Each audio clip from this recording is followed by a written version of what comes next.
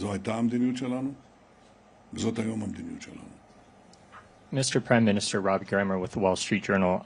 Just to put a finer point on it, would you rule out further strikes on Hamas operatives in foreign sovereign countries in the region?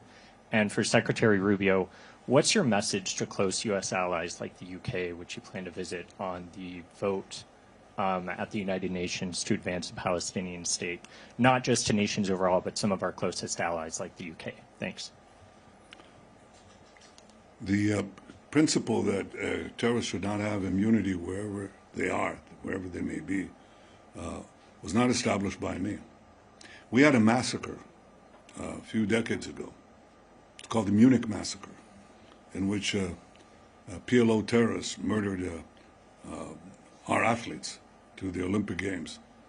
And my predecessor, Golda Meir, vowed that we shall track down these terrorists and get them one by one, which is what we proceeded to do in the leading European countries.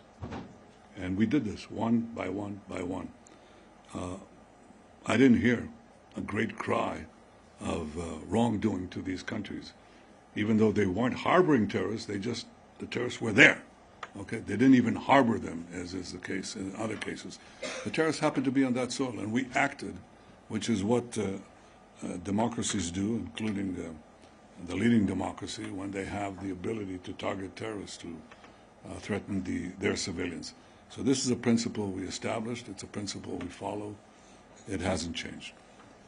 On your question, these things that people are doing and these different countries are doing at the United Nations, first of all, they're largely being done because of their own domestic politics. Second of all, they're largely symbolic. They have really no impact whatsoever in bringing us any closer to a Palestinian state. The only impact they actually have is it makes Hamas feel more emboldened. It makes other elements like Hamas feel more emboldened. It actually has made it harder. It's actually served as an impediment to peace. In the past, we have seen when these statements have come out, maybe there's a negotiation going on. Maybe you think you've actually made some progress on getting some hostages released or an end to the war. And then these things come out, and all of a sudden these groups back off. In many cases, walk away. Hamas has walked away from agreements that they actually had tacitly agreed to, but then they see the sort of international support they believe they're getting as a rule, and they walk away from it. So we've warned of two things. One, it actually makes it harder to negotiate when those negotiations were occurring, and because it emboldens these groups. And the second is we've warned them that there will be an Israeli counter-reaction to those moves, and we've seen some of that happen as well. So I think these things have actually made it harder to end this war and this conflict, not easier. And we've expressed that to them. I've expressed that to them directly on multiple occasions, and I'll continue to do it. Now, they're going to do what they want, and they're going to continue to do what they're doing, but I'm telling you, it's actually hurting the cause they think they're furthering. Two last questions. Let's take one for the foreign press and one from the Israeli press. You take it. Go ahead. You tell them. Go ahead. It's fine.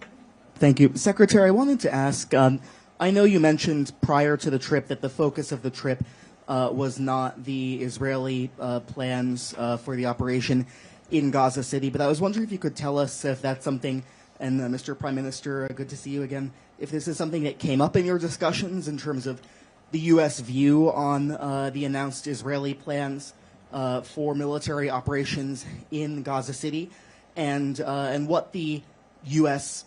view is about this idea of, as some have talked about, a Gideon's Operation Gideon's Chariot, kind of or a continuation of the offensive, or an expansion of the offensive, potentially this month in Gaza City. Yeah. Thank you. The best way for me to put it to you is that the purpose, of our conversations have been about what the president. I'll restate what the president has repeatedly said. He wants every single hostage released. He wants Hamas eliminated as a threat, and he wants to then have the United States be helpful in rebuilding Gaza for the future that's going to be peaceful and prosperous, and not have elements like Hamas operating. That's the goal. Now, how do we achieve that? How do we get there? That's what we're always talking about. That's what we talked about today.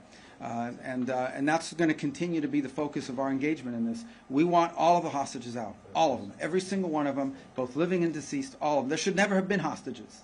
This should never have happened. Okay, this happened because on October 7th, these animals, these barbaric animals, conducted this operation, and against innocent people that had nothing to do with any of this. And that's why this all started. We've forgotten that. People have forgotten that that's where this all began. That's why the president keeps saying, remember October 7th. We wouldn't even be having these conversations right now if these barbarians had not done what they did.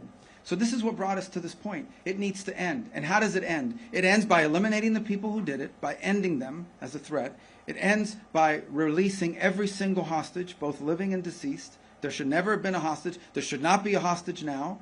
And then, when all of that is done, then we can begin the work, I hope, internationally, to providing the people of Gaza the kind of future that they deserve, but that they will never have as long as a group like Hamas exists. So that's been our focus, and obviously, we have been the focus and at the core of much of what we talked about. How do we achieve what I believe is a shared goal, not just of the United States and Israel, but of multiple countries around the world and certainly in the region who want to see the same outcome. And that's what we've been focused on. That's been the president's focus. And he wants that to all happen as soon and as quickly as possible. You asked a question. What was the tail end of your question? Just if you could comment about, following your discussions of the past couple of days about Israel's plans with regard to Gaza City and potential expansion of the offensive there. Well, I'm not going to talk about our tactical plans. I leave that to our military people in the field. But I have stated the cabinet's decision on 5 principles that I brought before it. And as Secretary Rubio correctly said, this war could end now. And it requires the first step for Hamas to lay down its arm, to release all our hostages. And I'll bring you the 3 other points that we put forward. One, the third is that Gaza should be demilitarized. Demilitarized is different from just laying down your arms, because you want to make sure that arms are not smuggled into Gaza, and arms are not produced in Gaza. So demilitarization is the third point. Overriding Israeli security responsibility is the fourth point, to make sure that there's no resurgent terrorism, Hamas or from any other organization. And the last thing is to establish a transitional civilian government by people who do not advocate the destruction of Israel, do not educate their children to terrorism, finance terrorism, or launch terrorism. These are the 5 points, and we're committed to doing it. We're now, Secretary Rubio said, how do you achieve this? How do you achieve the release of the hostages and eliminating Hamas if you keep Hamas there? If they surrender, lay down their arms, then you can do the rest without battle. And at any point, if you can do something without battle, it's better.